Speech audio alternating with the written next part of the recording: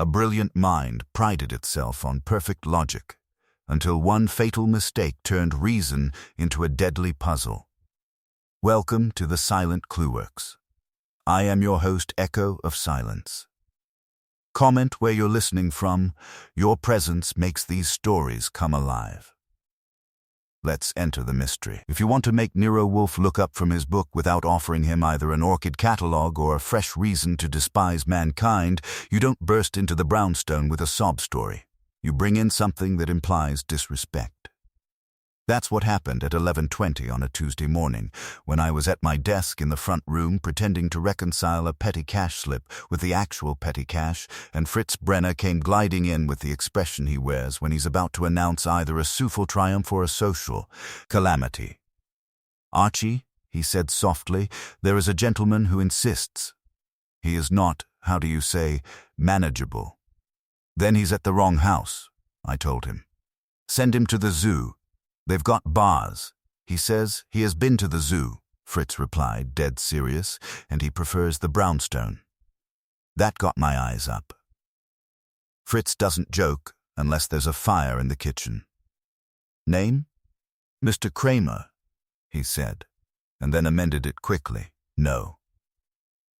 Not Inspector Kramer. This one is Mr. Lionel Kramer." "Great," I muttered. A name like that ought to come with a permit.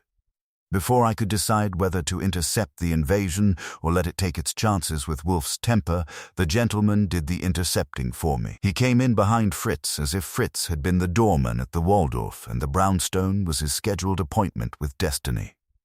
Lionel Kramer was about 45, lean in the face, with a careful haircut and the kind of suit that tells you its owner would rather be caught dead than caught rumpled.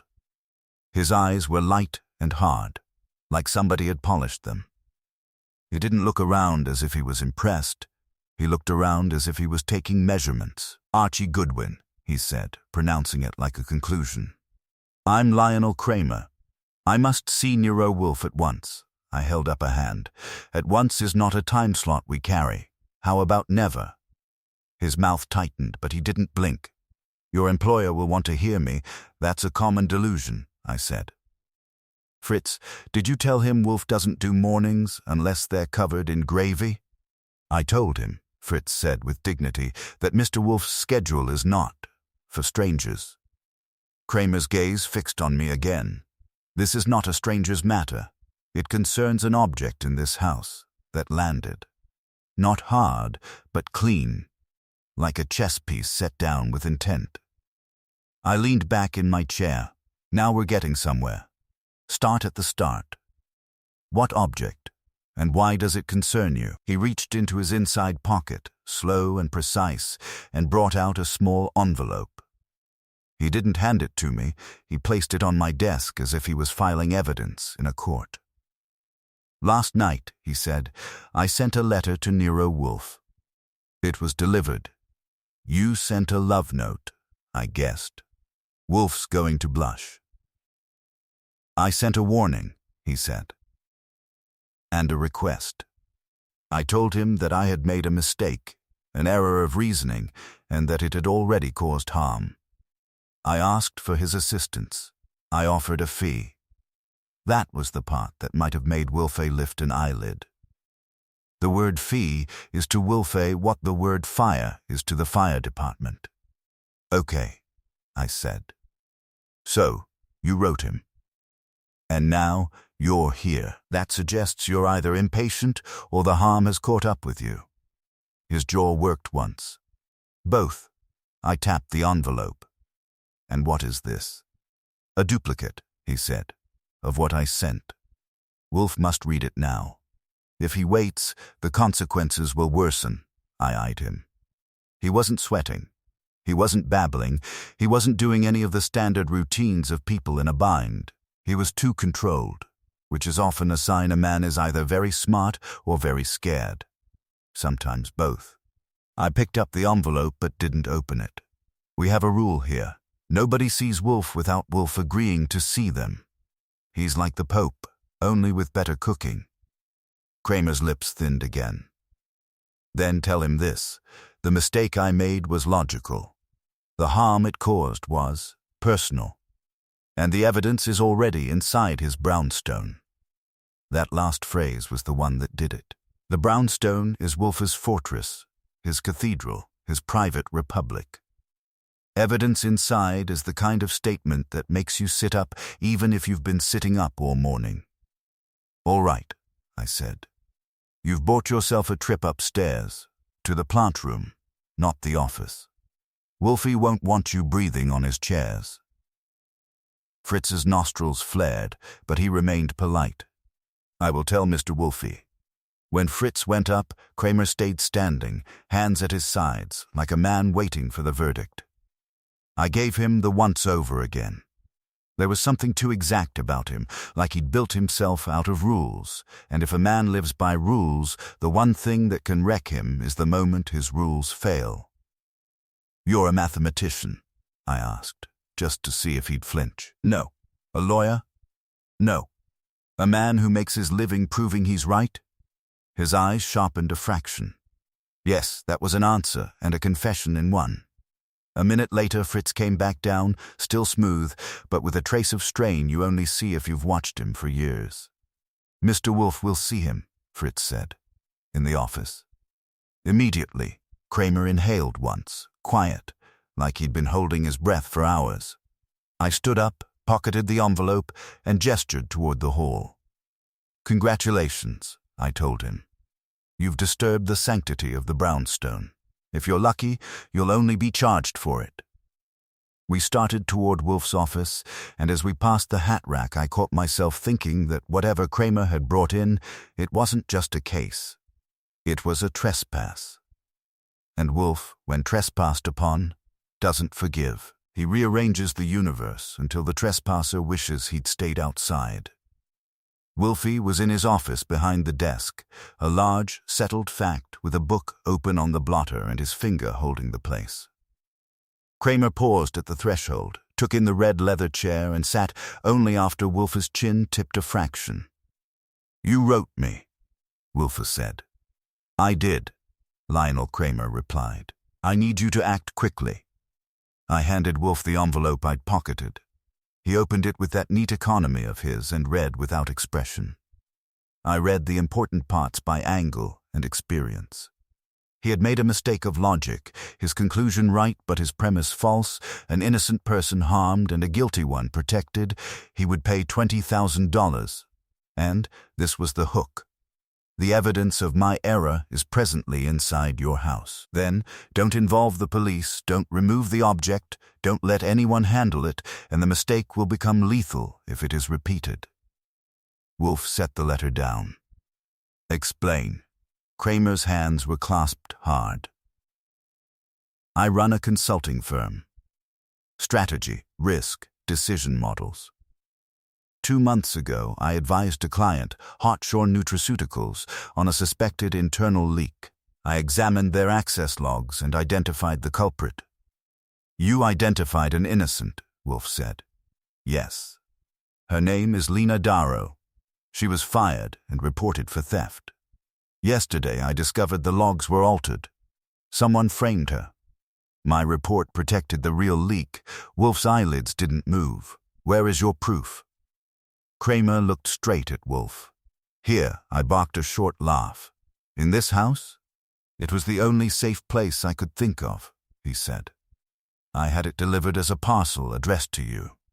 A slim metal case, dark gray. Inside, the original export, the tampered version, and how the tampering was done. Also a list of who had access when the edits occurred." Wolfe's gaze slid to me. "Archie, I signed for a couple of things yesterday," I said. "A pantry scale and a box of books, also flowers for the orchids. If a slim metal case was among them, it didn't announce itself." Wolfe returned to Kramer. "You have presumed my security." "I had to," Kramer said. "If I kept it, it could be taken. If I gave it to the police, it would drown in procedure. I needed someone who could use it, and a place where it could not simply disappear." Wolfe's voice stayed mild. "You have also presumed that your enemies are not resourceful." Kramer swallowed. That is why I am here now. I realized late that if I could track the delivery, someone else could too. Someone who wishes to keep Lena Darrow condemned, I said. Kramer nodded once. Yes, the person who framed her is still inside Hartshorn. And there is another element. The case contains an internal memo written by Gareth Vale, their compliance officer. It is damaging, career-destroying. He knows it exists. Then he has motive, Wolfe said. Kramer hesitated. And he is not careful. Wolfe's mouth tightened. Your letter used the word lethal. Do not be theatrical, Mr. Kramer. I'm not, Kramer said, and for the first time his control wavered. 2 nights ago, my analyst, my employee, helped me recheck the logs. On his way home, he was struck by a car. Hit and run. He is alive, barely. The police call it an accident. And you do not, Wolfe said. I do not. Kramer's knuckles whitened. After that, I couldn't keep the evidence in my office. I brought it here, through delivery, because your house is known to be difficult. Now I'm afraid the same person who arranged that accident will come for it. Wolfe sat back, hands on the chair arms, as if the matter had arranged itself into a pattern only he could see. Mr. Kramer, you have committed an intrusion. I do not forgive intrusions. However, you have also presented an affront. The implication that evidence can be placed within my house without my knowledge, and that an unknown adversary may retrieve it. That affront I cannot ignore. Wolfe's eyes went to me. Archie, locate the parcel Mr. Kramer describes. Do not open it. Do not permit Fritz to touch it, or anyone else. Bring it to me. Right, I said. I'll interrogate the pantry scale. And, Wolfe added, brisk, telephone Solpanzer. Tell him to come at once. We may require his talents and his discretion. Kramer leaned forward. Mr. Wolfe, if they come here, Wolfe's gaze pinned him. If they come here, Mr. Kramer, they will learn that this house is not merely a building. It is a system. Now be silent. Archie will work. I stood, already thinking through yesterday's deliveries and where Fritz would have stowed a slim metal case if it had arrived disguised as something harmless. Out in the hall I paused long enough to listen, the brownstone's usual hush, but with an extra weight, like someone had set a question mark on the carpet. I went to the pantry first. Because Fritz is a master of putting things away where they belong and where they can't be found by amateurs. The new scale sat on the counter, gleaming. Beside it, tucked behind a row of spice tins, was a dark gray metal case, slim as a book and wrong. It didn't belong there. Fritz arranges his pantry like a composer scores a symphony, each jar and tin in its ordained place. The gray metal case was wedged behind the cumin and paprika as if it had tried to become seasoning and failed. I didn't touch it at once. I crouched, studied the dust line on the shelf and the angle of the spice tins. One of them, turmeric, was a shade forward, like a witness who'd leaned in too far. The case had been slid in recently and not with Fritz's tidy conscience. I straightened and called, Fritz. He appeared almost instantly, wiping his hands on a towel. Yes, Archie? Did you put this here? He blinked at the case, affronted. Certainly not. I would never put metal with the spices. It makes, how do you say, bad company. When did you last arrange this shelf? This morning. At 9, and yesterday? I unpacked the new scale at 4. There was no case. His brows drew together. Archie? Don't worry, I said. Worry later. I slid the case out carefully. It was cool and heavier than it looked. No labels, no shipping marks. The latch was flush, neat. I carried it to the office, keeping my grip light and my temper lighter. Wolfe's eyes dropped to it as I set it on his desk. Kramer leaned forward, breath caught between his teeth. That is it, he said. You are certain? Wolfe asked. Yes, Archie. When did you find it? 2 minutes ago. Behind the spices. Fritz says it wasn't there yesterday at 4 and he rearranged at 9 this morning. Wolfe's lids lowered a fraction. Then it was placed between 9 and 11:20. Kramer's composure cracked again. They were here. Possibly, Wolfe said. Or someone with access was here. I moved to the window, more to think than to look. The street outside was ordinary.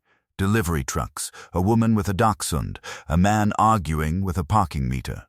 No masked invaders scaling the stoop.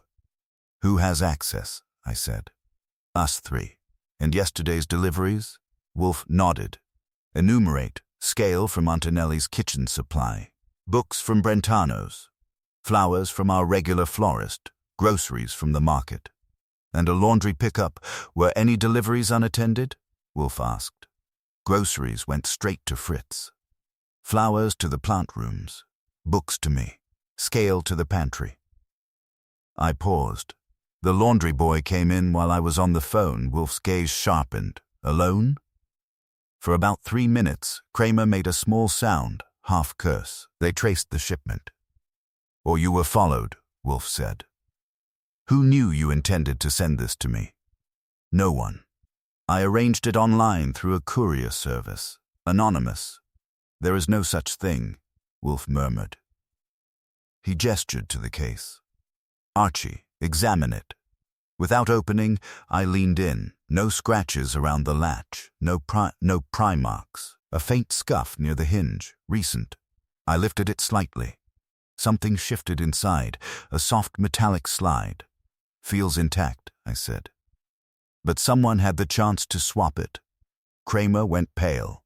If they removed the original files, calm yourself, Wolfe said. Panic is not analysis. The doorbell rang. All three of us froze, though Wolfe would deny it under oath. I went to the hall. Sol Panzer stepped in, hat tilted back, eyes already scanning. You said quick, he told me. Quick is now, I said, and let him in. Wolfe inclined his head. Sol, this house has been entered between 9 and 11:20. An object placed in the pantry. I require to know who crossed our threshold and whether any lingered. Sol's glance flicked to the case, and then to Kramer. He didn't ask. I'll start with the stoop and work outward. Also, Wolfe added, the courier service used by Mr. Kramer. Identify the driver who handled the parcel. Discreetly. Sol nodded and vanished as efficiently as he'd appeared. Kramer's eyes stayed on the case. Open it, he said hoarsely. Wolfe's voice was silk over steel. No, not until we are certain it is what it purports to be. You think it could be altered? I think, Wolfe said, that a man who has once made a lethal mistake of logic may make another if he assumes continuity without verification. Kramer flinched. Wolfe turned to me. Archie, bring the small toolkit from the cabinet. If the case has been opened and resealed, I wish to see how. I fetched it and set it down. Wolfe did not rise, he directed. Examine the screws at the hinge. I did. 2 were minutely brighter than the others. Recently turned, I said. Indeed. Wolfe's gaze moved to Kramer. When you shipped this, did you secure it further? Yes. I sealed the seam with a thin strip of tamper tape. Clear. I ran a fingernail along the seam. No tape, just smooth metal. Kramer sagged back. It's been opened. Almost certainly, Wolfe agreed. A tight silence filled the room. The brownstone, which usually felt like a fortress, now felt like a stage someone else had briefly occupied. Open it, Kramer whispered. Wolfe gave the slightest nod. I released the latch. Inside lay 3 slim data drives, neatly nested in foam. Beneath them, a folded sheet of paper. I lifted it first. It was not Kramer's memo. It was a single line, typed. You have repeated your mistake. Kramer stared at it as if it were a verdict. Wolfe's eyes did not leave his face. Mr. Kramer, he said softly, your adversary has not only entered my house, he has issued a challenge. And the original files? Kramer breathed. I picked up one of the drives. The label read in careful block letters, clean. Another, edited. The third, final. They left something, I said. Yes, Wolfe murmured. They left us a puzzle. He settled deeper into his chair, the faintest glimmer in his eyes. Archie, we will not rush. The man who framed Lena Darrow believes himself a superior logician. He has altered evidence, staged an accident, and now trespassed here. Such a man cannot resist demonstrating his cleverness. Kramer swallowed. What do we do? Wolfe's fingers steepled. We allow him to continue reasoning. And we observe where he errs. Wolfe did not touch the drives. He regarded them as if they were chess pieces someone else had arranged badly. Mr. Kramer, he said, you will now recount, in exact sequence, your discovery of the altered logs. Omit nothing. If you omit something, I shall know. Kramer drew a breath and complied. 2 nights ago, he and his analyst, Peter Liss, had compared the archived export of Hartshorn's access logs with the version used to justify Lena Darrow's dismissal. The timestamps aligned too perfectly. The pattern of her supposed data pulls matched her usual work habits with statistical neatness that now looked contrived. Peter had noticed a metadata discrepancy, an editing program's signature embedded in the file properties. They traced it to a user credential with administrative override capability. Gareth Vale's department. You confronted him? Wolfe asked. No. I intended to. Yesterday morning, I pulled the original server export from an off-site backup. That's what I copied into the case. The unaltered logs, the tampered file, and a summary of the differences. I also included Vale's memo recommending Lena's termination. And Peter Liss? Wolfe said. He was hit that night, after we finished. He left my office at 9:20. Wolfe's eyes closed briefly. The accident was at 9:45. Convenient, I muttered. Wolfe opened his eyes. Who knew of your re-examination besides Mr. Liss? No one. That is unlikely. Kramer stiffened. I was careful. You were logical, Wolfe corrected. Care and logic are not synonyms. The door opened and Saul slipped in, silent as a draft. He nodded once at Wolfe. Report, Wolfe said. Laundry boy says he was alone in the hall 3 minutes, Saul said. Claims he didn't go past the foyer. I believe him. Kitchen supplier delivered at 3:50 yesterday. Driver remembers leaving a small gray parcel with the scale. Says it was part of the shipment. Kramer leaned forward. It wasn't. Saul shrugged. Order sheet lists only the scale. No extra parcel. Driver swears it was taped to the box. Says he thought it was odd, but didn't ask. So the case entered yesterday at 3:50, I said. And Fritz didn't notice it. Fritz, who had materialized in the doorway like an indignant spirit, bristled. If it was taped beneath the box, I would not see it until I removed the wrapping. You removed it at 4, I said. Yes. I unboxed the scale. There was nothing else. Saul's eyes narrowed. Driver could be lying. Or someone intercepted between truck and stoop. Wolfe shook his head slightly. No, the message inside the case indicates not merely substitution, but performance. Our adversary wished us to know it had been opened. I tapped the typed sheet again. You have repeated your mistake. That's personal. Kramer's voice was low. He thinks I assumed too much. Yes, Wolfe said. As you did when you concluded Lena Darrow's guilt, silence settled, thick and uneasy. Wolfe gestured toward the drives. Archie, fetch the reader from the cabinet. We will examine these in situ. I complied, setting the small laptop on the desk. Wolfe did not lean forward. He directed while I handled the mechanics. Insert the drive labeled clean. I did. A directory opened, log files, spreadsheets, a PDF summary. I skimmed the timestamps. The patterns looked organic, irregular, messy, human, now edited. That one displayed similar files, but the access bursts attributed to Lena Darrow were clustered around key research folders. Too neat, too incriminating. Final, Wolfe said. I inserted the third drive. Only one file appeared, a video clip. Kramer went rigid. That wasn't there. Play it, Wolfe said. I clicked. The screen filled with a security camera view of a parking garage. A timestamp in the corner.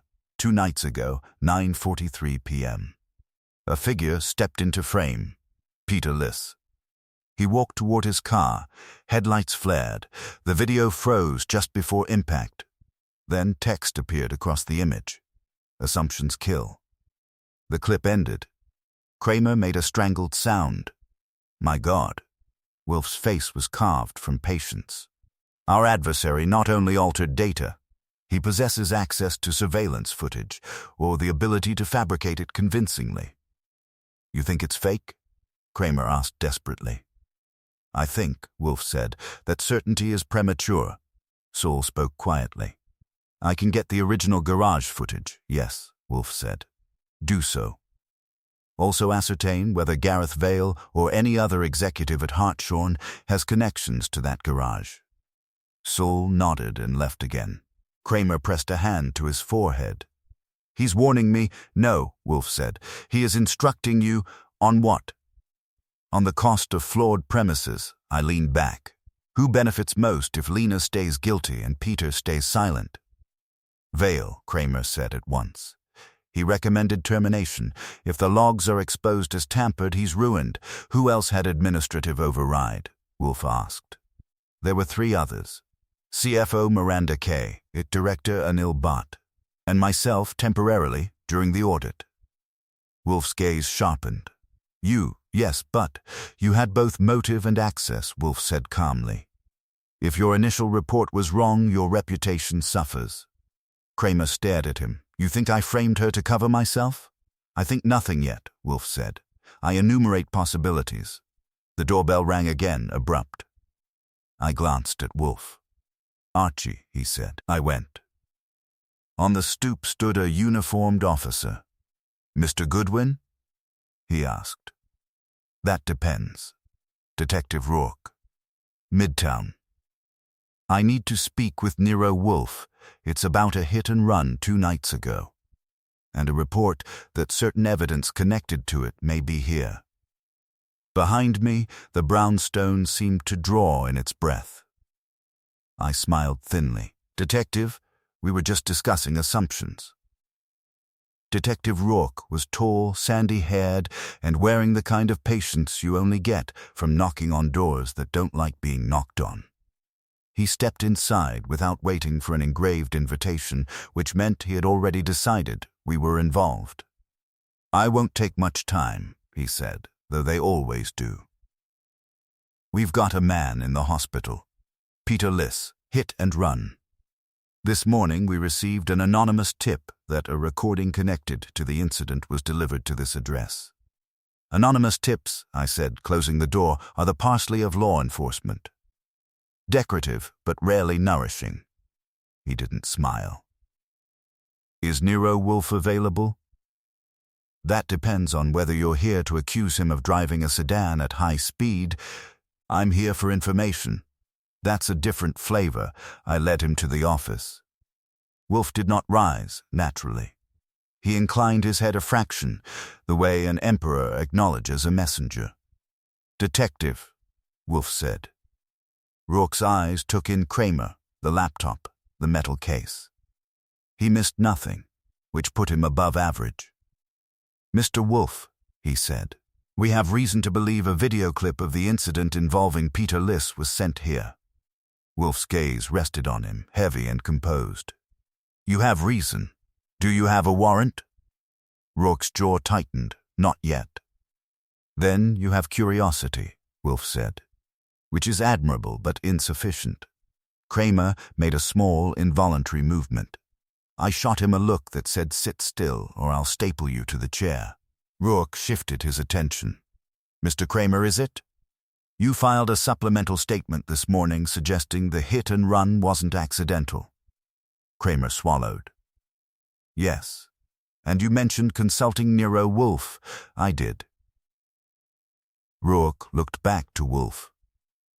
So, is there a recording? Wolfe folded his hands over his vest. Detective, a man has been injured. If there exists material evidence pertaining to that injury, I have no intention of obstructing justice. However, I will not surrender property entrusted to me without assurance that it will not be mishandled. Rourke's eyes narrowed slightly. You're saying you have it? I am saying, Wolfe replied, that you may return with a warrant. In the interim, I suggest you secure the original surveillance footage from the garage where Mr. Liss was struck, if it has not already been altered.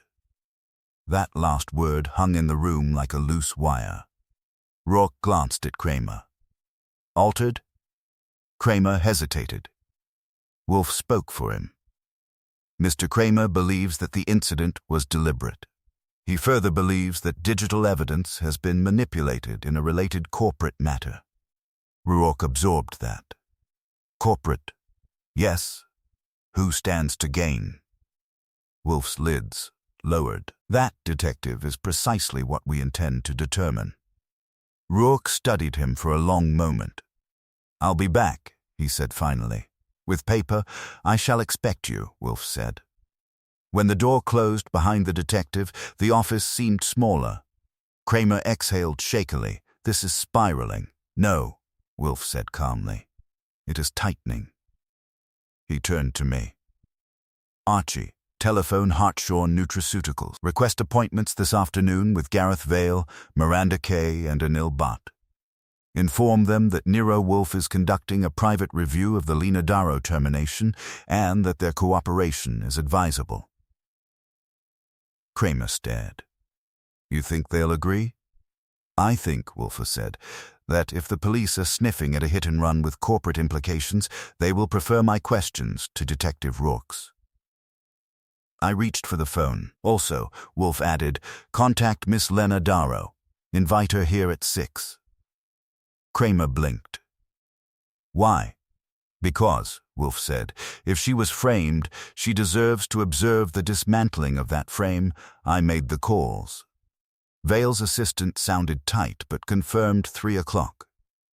Kay agreed with brittle politeness. Bhatt asked 2 sharp questions and then consented. Lena Darrow's voice, when she answered, held equal parts suspicion and exhaustion. She agreed to come. When I hung up, Wolfe had not moved. His eyes were half closed, but I knew that meant he was working. Mr. Kramer, he said at last, your adversary has demonstrated 3 characteristics: technical proficiency, boldness, and a taste for instruction. He sends messages. He stages evidence. He anticipates reaction. Kramer nodded faintly. Such a man, Wolfe continued, cannot resist proximity to his own cleverness. He will wish to see the effect. You think one of them will come here? I asked. If not physically, Wolfe said, then by inquiry. Watch for calls. Watch for hesitation. Kramer leaned forward. What about the video? If it's real. If it is real, Wolfe said, then someone accessed the garage feed within minutes of the incident. That suggests either prior arrangement or immediate opportunity. Vale, Kramer muttered. Perhaps, Wolfe allowed. Or someone wishing you to think Vale. The clock ticked. Outside, a truck backfired. Inside, the brownstone felt less invaded now and more engaged, as if it had accepted the challenge. I looked at the grey case again. They swapped the contents but left the drives. Why?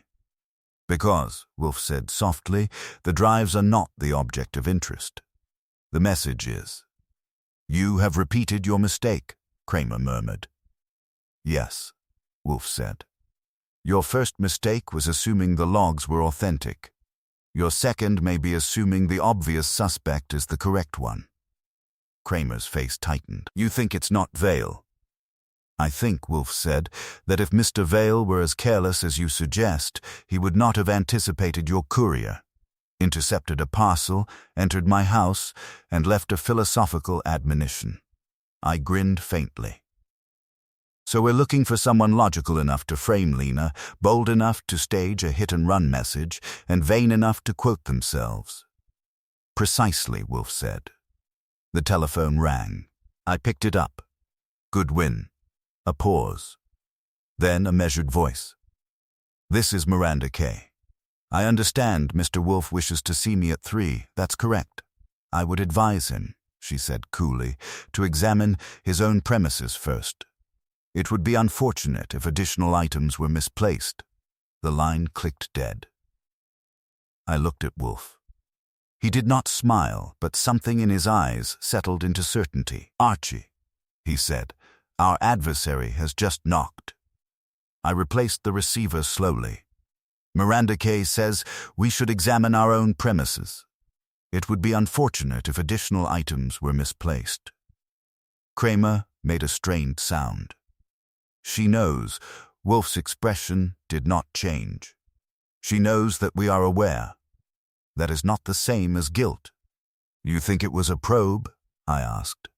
I think, Wolfe said, that Miss Kay wished to observe your reaction, Mr. Kramer, and perhaps mine.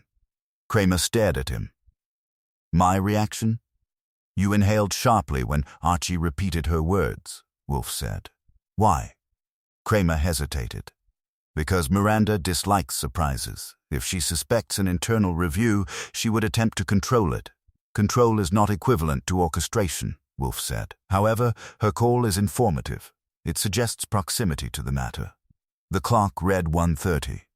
3 o'clock was coming, and with it a trio of executives who might prefer their secrets undisturbed. Archie, Wolfe said, conduct a survey of the brownstone. If Miss Kay implies further misplacement, I wish to know what she anticipates. I made a circuit: office, hall, dining room, kitchen, the plant rooms upstairs. Fritz bristled at my intrusion among his utensils, but everything was in place. No disturbed drawers, no shifted ledges, no new grey apparitions behind the time. When I returned, Wolfe was speaking quietly with Kramer. You granted temporary administrative override to yourself during the audit, Wolfe was saying. For how long? 48 hours. And you relinquished it? Yes, formally? Yes, Wolfe nodded once. Archie? All secure, I said. Unless someone's made off with a souffle. Wolfe grunted. Very well. We shall proceed on the assumption that Miss Kay's warning was anticipatory rather than descriptive. Kramer rubbed his temples. You still think she might not be the one? I think, Wolfe replied, that guilt expressed through arrogance differs subtly from innocence expressed through fear. We shall observe which she exhibits. At 2:55, the doorbell rang. I answered it to find Gareth Vale, compact, immaculate, with a tie that looked as if it had been aligned by laser. Behind him stood Anil Bhatt, taller, eyes sharp behind rimless glasses. Miranda Kay arrived a minute later, composed in navy and calculation. I ushered them into the office. Wolfe remained seated, immovable. Mr. Wolfe, Vale said smoothly. This is irregular. Indeed, Wolfe said. So is corporate sabotage. Miranda's gaze flicked to Kramer, then to the metal case on the desk. Her expression did not shift. Bhatt folded his hands. We were told this concerns Lena Darrow. It does, Wolfe said, and Peter Liss.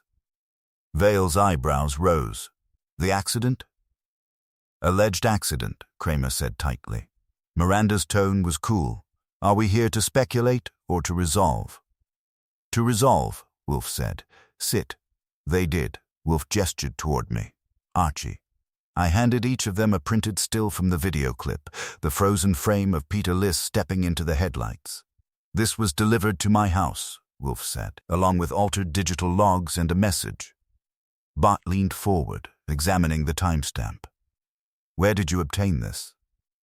From a drive placed in my pantry, Wolfe said. Miranda's gaze sharpened fractionally. Your pantry? Yes. Vale gave a small, incredulous laugh. You're suggesting someone from Hartshorn broke into your residence to plant evidence? I suggest nothing, Wolfe said. I observe that Mr. Kramer's audit concluded with the wrongful termination of Miss Darrow. Subsequently, Mr. Liss was struck by a vehicle. Subsequently, digital evidence was manipulated and delivered here. Miranda's eyes remained steady. Digital evidence can be fabricated. Precisely, Wolfe said. Which is why we will determine who had both motive and technical capability. Bart's voice was measured. At Hartshorn, administrative override is logged. If someone altered access records, there would be a trail. Kramer shook his head. That's what I believed. The trail was edited. Vale's lips thinned. You're accusing us without proof. I am inviting you to provide it, Wolfe said. Silence stretched. Then Miranda spoke. Mr. Wolfe, you implied earlier that additional items might be misplaced. Clarify. Wolfe's eyes rested on her. You telephoned my associate and suggested we examine our premises. I did, she said evenly. Because if someone can plant a drive in your pantry, they can remove one. The room stilled. Kramer went white. The original files, I moved to the desk and checked the drives again. Clean. Edited. Final. All three remain. Wolfe's gaze never left Miranda. You assume that something was removed. I assume, she said calmly, that whoever staged this is escalating. Bart looked between them. Escalating toward what? Exposure, Wolfe said. Vale shifted in his chair. This is absurd. If someone wanted to suppress information, they wouldn't distribute it theatrically. Unless, Wolfe said softly, they wished to control the narrative. Miranda's eyes flickered, just once. Wolfe saw it. So, he continued, let us examine access. Mr. Bart, could an administrator alter logs and then overwrite the record of alteration? Bart hesitated. In theory, yes, with sufficient clearance. Who holds such clearance? Bart glanced at Miranda. Then at Vale, executive-level oversight. CFO. Compliance. IT director and Mr. Kramer during audit, Wolfe added. Yes, Kramer's voice trembled with contained anger. I did not accuse, Wolfe said mildly. I enumerate. The telephone rang again, shrill in the tension. I answered. Goodwin. A low voice said, check the orchid room. The line went dead. I looked at Wolfe. He inclined his head. Without a word, I went upstairs, the air suddenly heavier, the challenge unmistakable. The orchid rooms are Wolfe's sanctum within the sanctum, humid and fragrant, and ruled by laws stricter than most governments. If someone had dared tamper there, it wasn't escalation. It was war. The glass door sighed shut behind me. The misting system ticked softly. Rows of benches stretched under filtered light. Each plant positioned with ceremonial precision. Theodore Horstman was not on duty. This was Wolfe's personal hour, and the rooms were empty. At first glance, nothing was amiss. The cattleyas preened. The phalaenopsis glowed. I moved slowly along the central aisle, eyes adjusting to the green hush. Then I saw it. On the third bench, beside a tray of newly potted dendrobiums, sat a small black object that did not belong. Not soil, not clay, not leaf. Plastic. A phone. Not one of ours. It lay face up, screen dark, as if placed deliberately where Wolfe's eye would fall the instant he entered. I didn't touch it. I crouched, noting its position relative to the tray. No disturbed pots, no broken stems. Whoever placed it had known how to move carefully. I stepped back and pulled my own phone. Wolfe, yes, Archie? There's a visitor in the orchid room. A pause. Describe, black smartphone. New model. Placed neatly beside the dendrobiums. No visible damage. Do not activate it, Wolfe said. Observe. Is it connected to anything? No wires. No visible camera aimed. Just sitting there like it paid rent. Very well. Remain. I am coming up. That got my attention. Wolfe does not abandon his chair lightly. When he does, it's because the insult outweighs the exertion. 2 minutes later, I heard the deliberate tread on the stairs. He entered the orchid room with the gravity of a bishop approaching an altar. His eyes went first to the benches, scanning for harm, then to the phone. He stopped 3 paces away. "Indeed," he murmured. "You going to adopt it?" I asked. "No." He regarded it a moment longer. "Archie, use your handkerchief." "Turn it over." I did. The screen lit instantly. A single message displayed. "You are close." Below it, a timer counting down from 0947. "That's friendly," I said. Wolfe's expression did not flicker. "Does it indicate destination?" "No, just the timer." "Airplane mode?" he asked. "Off, do not alter it." We stood there, the orchids breathing around us, the seconds slipping away in green silence. "You think it's a bomb?" I asked lightly. "No," Wolfe said. "Our adversary favors instruction over destruction. He wishes to demonstrate proximity and control." "Control of what?" "Of our attention." The timer reached 0912. "Archie, examine the room for additional devices." I moved along the benches, scanning under trays, along the irrigation lines, behind the humidifiers. Nothing obvious. No blinking lights, no wires. "Clear," I said. The timer ticked down to 0840. Wolfe's gaze rested on the phone. "He has placed this while our guests sit below. Therefore, either one of them left the office unnoticed or an accomplice entered." "I didn't hear the door," I said. "Nor did I," Wolfe replied, "which suggests prior placement before they arrived, possibly during the morning intrusion. Time to activate now." The timer hit 0755. "You think it's going to send something?" I asked. "Almost certainly." "And to who?" Wolfe's eyes shifted to me. "Perhaps to us, perhaps to them." The number slipped to 0712. "Should we bring it down?" I asked. "No, we shall wait." He folded his hands behind his back, studying the phone as if it were an exotic bloom.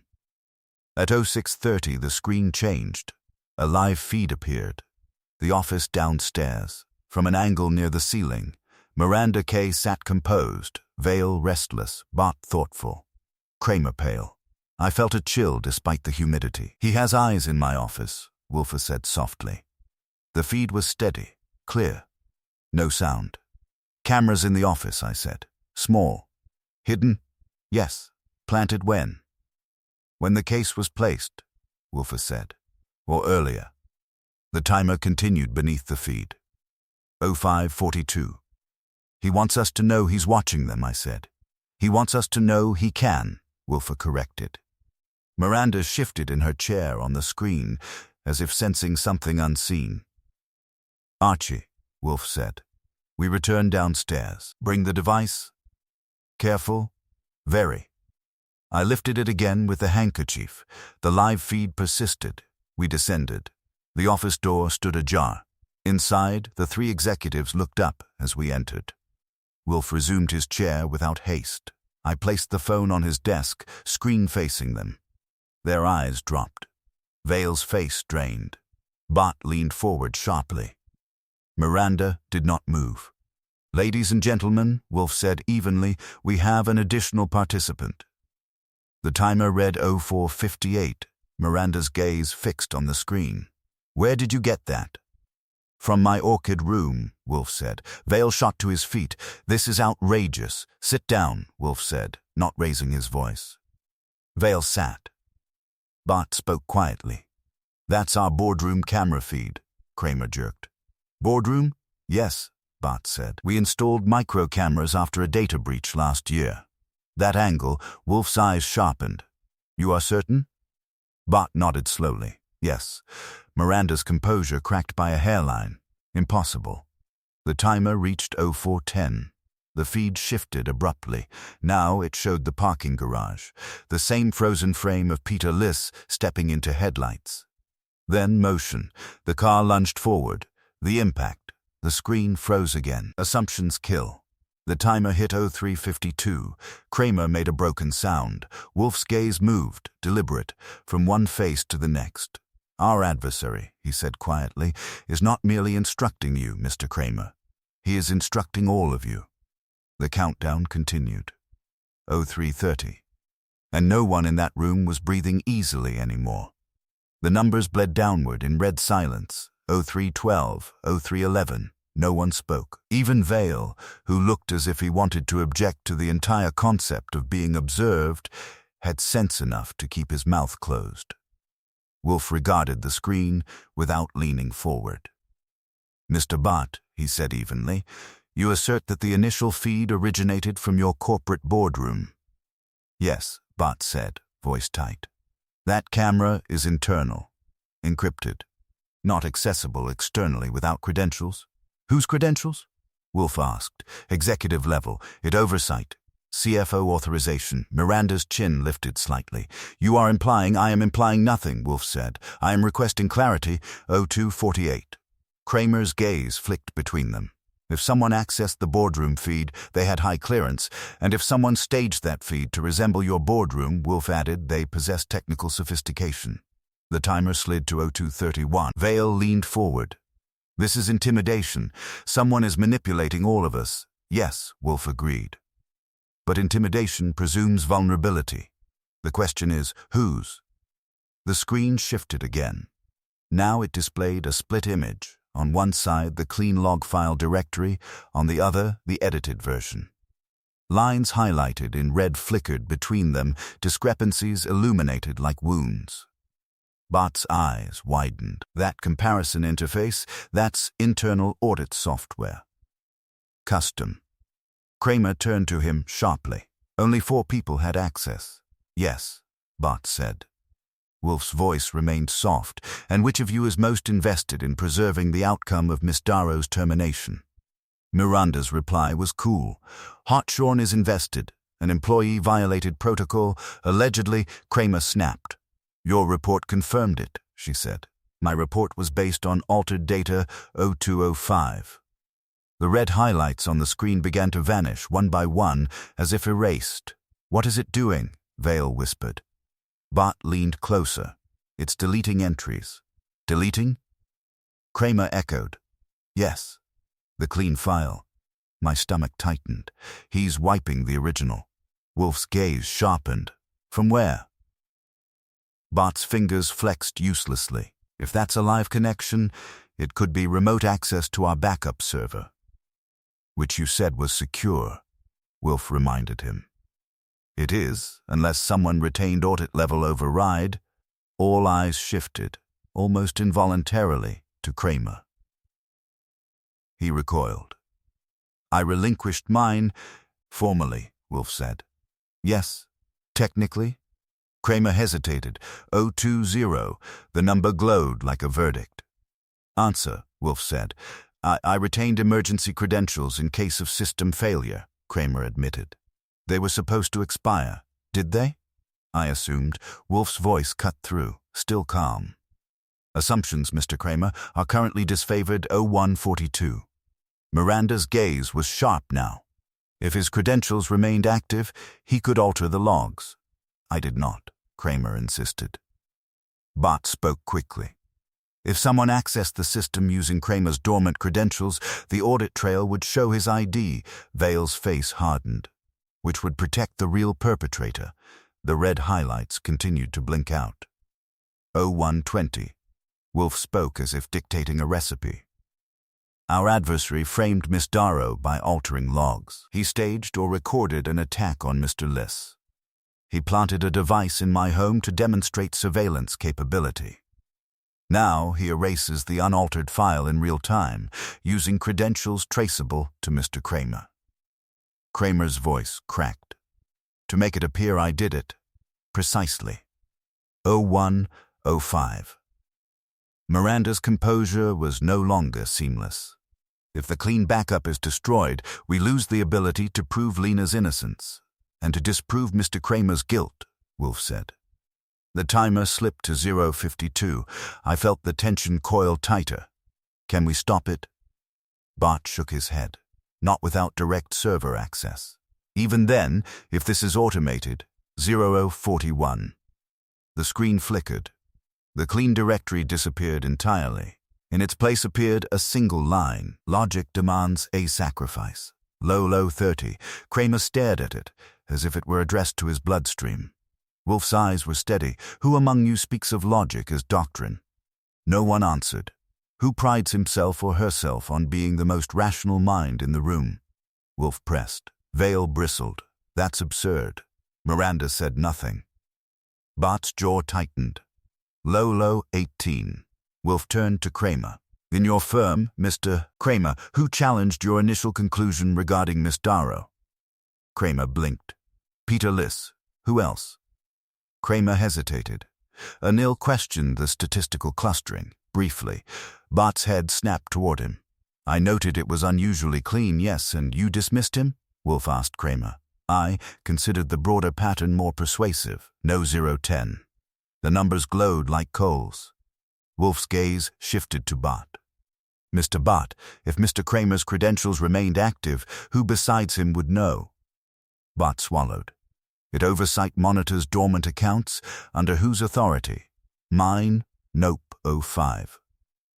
The room felt airless. Wolfe's voice was very soft. "Then only someone within your department could exploit those credentials without immediate detection." Bart's face went rigid. "You're accusing me. I am observing," Wolfe said. "Nope. 03. Miranda's eyes flicked toward Bart. Quick. Calculating. Nogla 02. Vale's hands clenched. Nogla 1. The timer hit 0. The screen went black. For a heartbeat, no one moved. Then the phone vibrated once. A final message appeared. "Check the drive labeled final." Wolfe did not look surprised. "Archie," he said quietly, "we shall oblige." No one objected when I reached for the drive labeled final. If they had, it would have been wasted breath. The room had settled into that peculiar stillness that comes when the next move is inevitable and everyone knows it. I removed the clean drive. It now displayed nothing but a blank directory, and inserted final. The screen blinked once. A single file appeared, reconciliation.log. "Open it," Wolfe said. I did. Lines of text filled the display: system timestamps, credential verifications, IP addresses. Unlike the earlier theatrical flourishes, this was bare code, stripped of commentary. Bart leaned forward despite himself. "That's a live authentication trace." "From where?" Wolfe asked.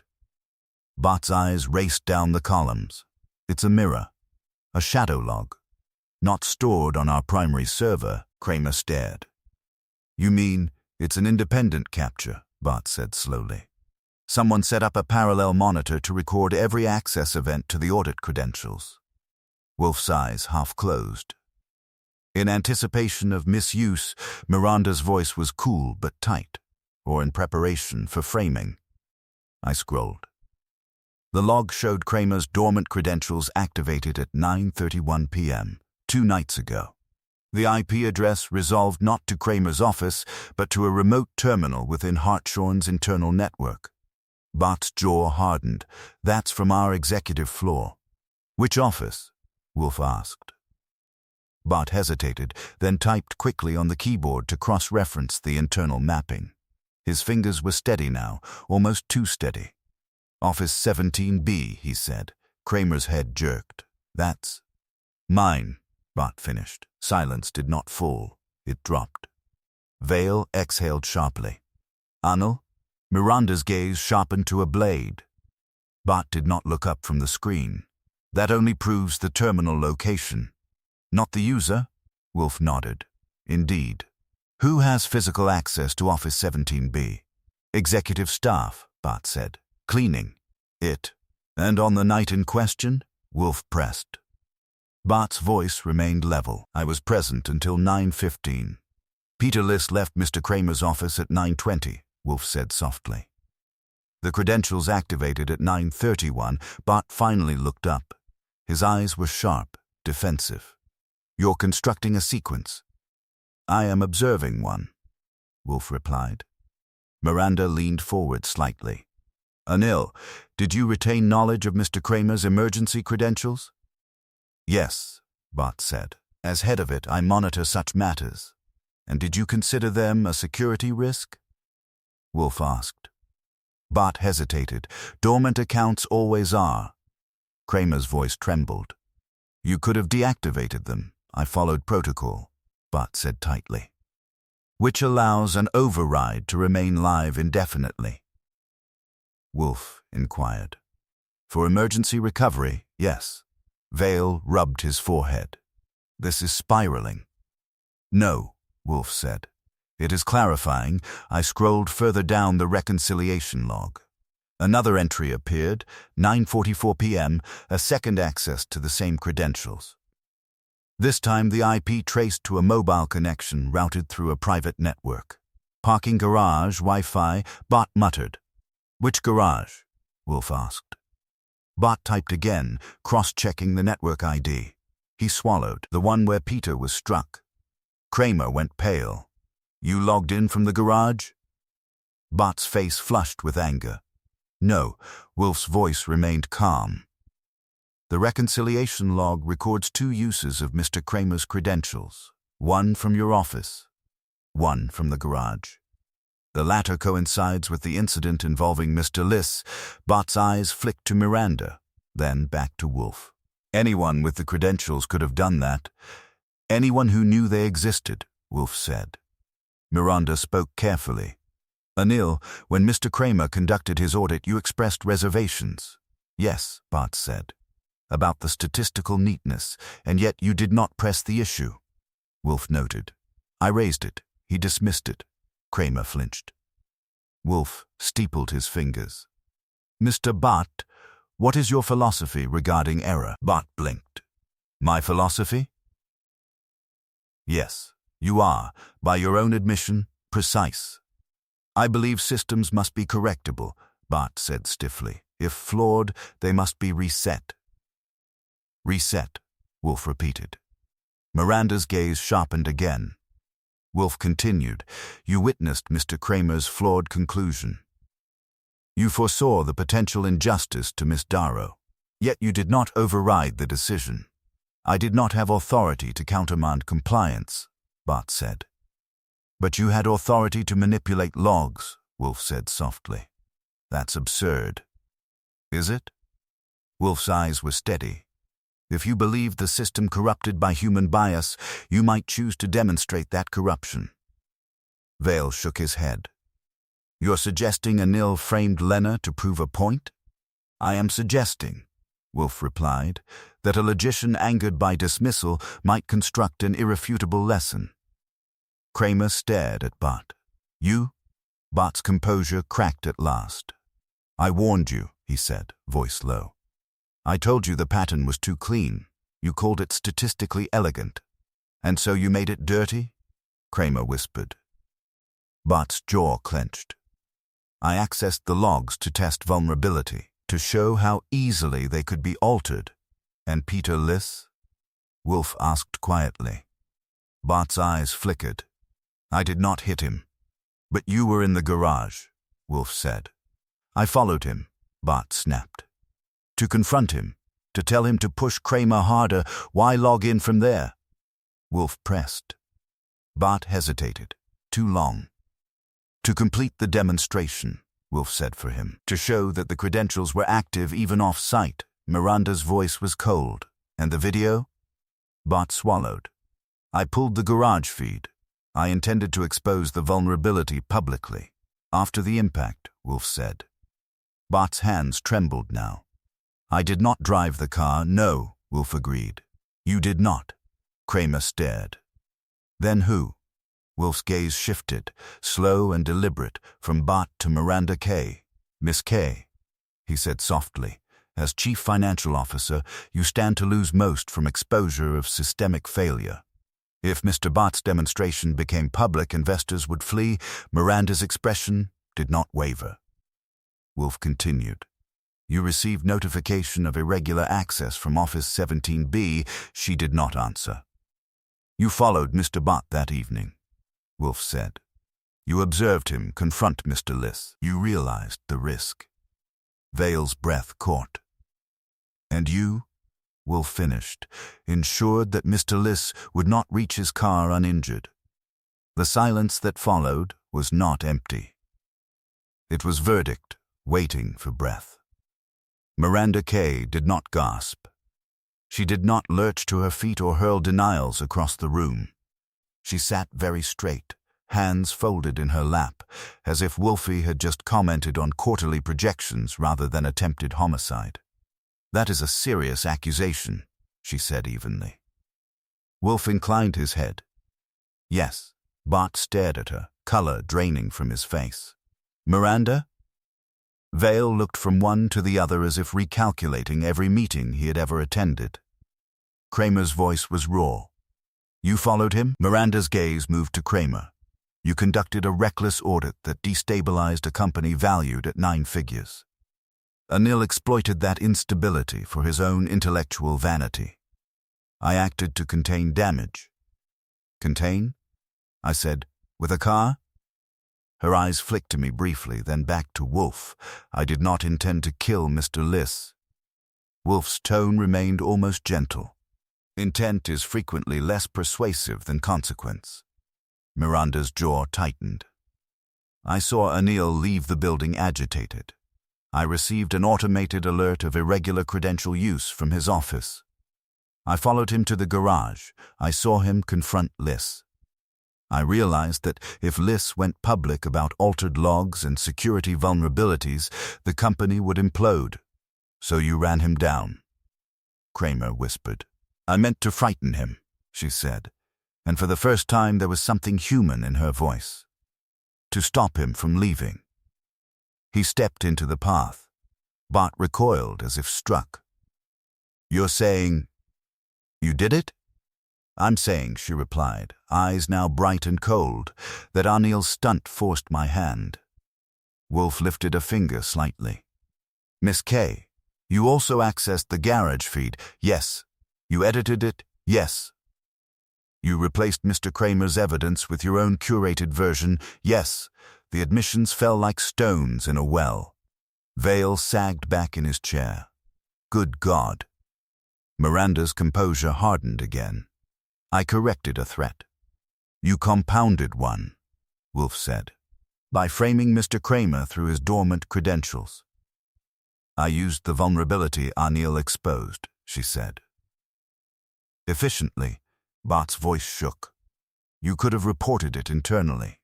And watched the board crucify us all?" She snapped. Kramer stared at her as if seeing a theorem collapse. "Lena Darrow?" Miranda's expression flickered. "Collateral." The word hung in the air like smoke. Wolfe's eyes narrowed slightly. "You permitted an innocent employee to be terminated. She was replaceable.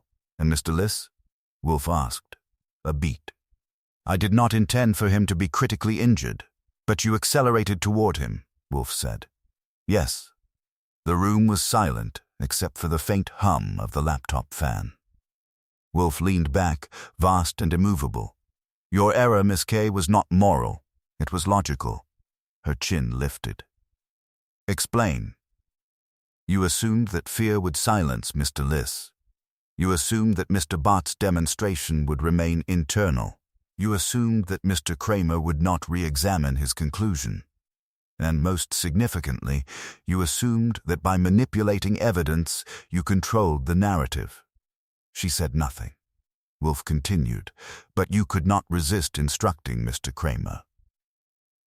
The messages, the planted devices, the theatrical countdown. "You wished to demonstrate superiority."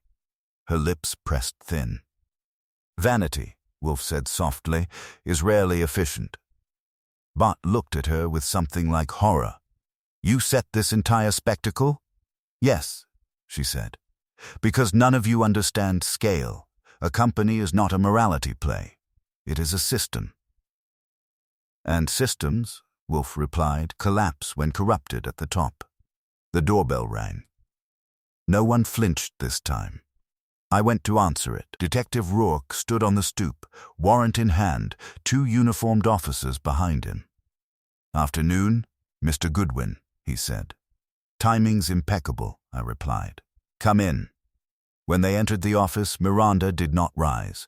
Rourke's eyes took in the room, the faces, the laptop screen still displaying the reconciliation log. "Mr. Wolfe," he said. "Detective?" Wolfe returned. Rourke looked at Miranda. "Miss Kay, we've confirmed the garage footage was altered from an executive terminal. We traced vehicle registration to a company car assigned to you." Vale exhaled sharply. Miranda closed her eyes once, briefly, then opened them. "I see." Rourke stepped forward. "You'll need to come with us." She stood smoothly, adjusting her jacket. "May I speak?" Rourke hesitated. "Briefly." She turned to Wolfe. "You said my error was logical." "Yes." "It was not," she said quietly. "It was structural." Wolfe regarded her. "Structure built on compromised premises fails." For a moment, something almost like respect passed between them. Then the officers moved to either side of her. As she was led toward the door, she paused beside Bart. "You should have pushed harder," she said. He stared at her, speechless. The door closed behind them. The office seemed larger now. Vale sank into his chair. "This will destroy us." "Not necessarily," Wolfe said. "Transparency may salvage what concealment would not." Kramer's voice was hoarse. "Lena, you will reinstate her," Wolfe said. Publicly, Bart nodded slowly. "And Peter?" "We'll have testimony," Wolfe said. "From both of you." Kramer swallowed. "I made the first mistake, yes," Wolfe said. "You trusted elegance over doubt." Silence settled again, but this time it was not suffocating, it was exhausted. Wolfe turned to me. "Archie." "Yes? Remove that device from my orchid room and ensure it is disposed of properly. Then inform Fritz that dinner shall not be delayed." I grinned faintly. "Back to fundamentals?" "Always," Wolfe said. As Vale and Bart rose to leave, shaken but upright, Kramer lingered. "Mr. Wolfe," he said, voice unsteady, "you saved more than my reputation." Wolfe's eyes closed briefly. "No, Mr. Kramer." I corrected a premise. When the door finally shut and the brownstone exhaled back into its accustomed quiet, I leaned against my desk. "You think she believes what she said?" I asked. Wolfe settled deeper into his chair. "She believes that logic absolves necessity. And you?" He opened one eye. "I believe that appetite, unlike ambition, is honest." I chuckled. "That's your closing argument?" "No," he said.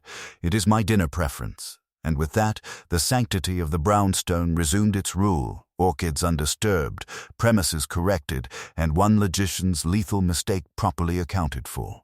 The brownstone, once purged of corporate executives and law enforcement, resumed its natural rhythm with almost indecent composure.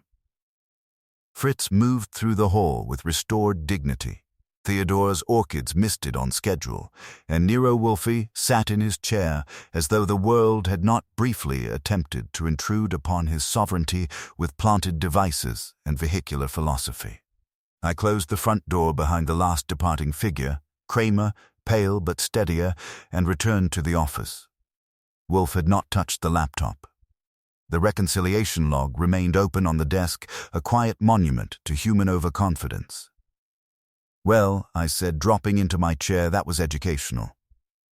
Wolfe grunted. "You were right about vanity," I added. "She couldn't resist staging the lecture." "No," Wolfe said. "Nor could Mr. Bart." I looked up. "Bart?" "Yes." "Miranda confessed." "She confessed to the assault," Wolfe said calmly, "and to the manipulation of the footage. She did not confess to initiating the log alteration." I blinked. "You think?" "I think," Wolfe said, "that Mr. Bart's role is not yet complete." The air shifted again, not tense this time, but sharpened. "He admitted accessing Kramer's credentials," I said. "He admitted retaining knowledge of them," Wolfe corrected. "And he acknowledged exploiting the vulnerability to demonstrate systemic weakness." "Which started the whole cascade." "Precisely." I leaned back. "You're saying, without his demonstration, Miranda wouldn't have followed him, wouldn't have hit Liz, wouldn't have panicked. Causation is rarely singular, Wolfe said. However, Mr. Bart's intellectual pride initiated the chain. He didn't frame Lena to cover himself, I said slowly. He framed her to prove the system could be framed. Yes. And when Kramer dismissed him, he escalated. Wolfe nodded once. A logician slighted is a dangerous creature. I considered it. But he didn't mean for Liss to get hurt. Intent does not negate responsibility, Wolfe said. He confronted Mr. Liss in a parking garage after accessing dormant credentials and altering corporate data. He set the stage, and Miranda delivered the impact. Exactly. I whistled softly. So we've got two flavors of guilt. One structural, one vehicular. Wolfe's eyes closed briefly, which is his version of a smile. Will Rourke go after Bart? I asked. He will investigate the unauthorized system access, Wolfe said. The reconciliation log will guide him. And Kramer? We'll learn. I drummed my fingers on the desk. You called it at the beginning. His first mistake was trusting elegance over doubt. Yes. And the lethal part? Was repetition, Wolfe said. When confronted with anomalies, he initially sought confirmation of his prior conclusion rather than re-examination. I nodded slowly. He wanted to be right more than he wanted to be accurate. An unfortunately common affliction. Fritz appeared at the doorway. Dinner is served. Wolfe rose with the gravity of a statesman concluding debate. Archie, join me. At the table, overduck with orange glaze and a burgundy that forgave no excess, the events of the day arranged themselves into order. Tell me something, I said between bites. If Miranda hadn't planted the phone, hadn't sent the countdown, would you still have pinned her? Yes, Wolfe said. How? The reconciliation log was not merely a trap for Mr. Bart, Wolfe replied. It was also bait for the true manipulator. I chewed thoughtfully. Meaning? Mr. Bart's access from his office was deliberate but clumsy. He wished to be noticed by Mr. Kramer eventually. The garage access, however, required immediate proximity and knowledge of the confrontation. Miranda, I said. Yes, she monitored executive alerts. When she saw the irregular credential use, she followed Mr. Bart. The second access from the garage confirmed her presence. And the theatrical messages? Bart is a technician, Wolfe said. His pride lies in systems, not spectacle. The language, assumptions kill, logic demands a sacrifice, was rhetorical. Financial officers, Archie, traffic in narrative control, I grinned. So the words gave her away. They revealed appetite, Wolfe said. After dinner we returned to the office. The house was quiet, the earlier intrusion reduced to memory and a confiscated phone. I settled behind my desk. You think Lena Darrow will come tomorrow? She will, Wolfe said. And she will receive restitution. And Peter Liss will testify. I leaned back. It's funny. All this started because a man trusted clean data. Wolfe opened a book but did not yet read. Data is rarely clean. It is curated. And logic is only as sound as its premises. I watched him for a moment. You ever make a lethal mistake? He turned a page. I avoid repetition. I laughed softly. Outside, a car passed, ordinary and unremarkable. Inside, the brownstone stood intact, its sanctity restored not by force, but by correction. Kramer would rebuild his firm with greater caution. Bart would confront the consequences of intellectual arrogance. Miranda Kay would discover that structural necessity does not excuse personal choice, and Nero Wolfe would remain where he belonged, behind his desk, orchids undisturbed, appetite honest, logic precise. Archie, he said, without looking up. Yes? Lock the door. I did. Because in a world where assumptions kill, it pays to secure the premises.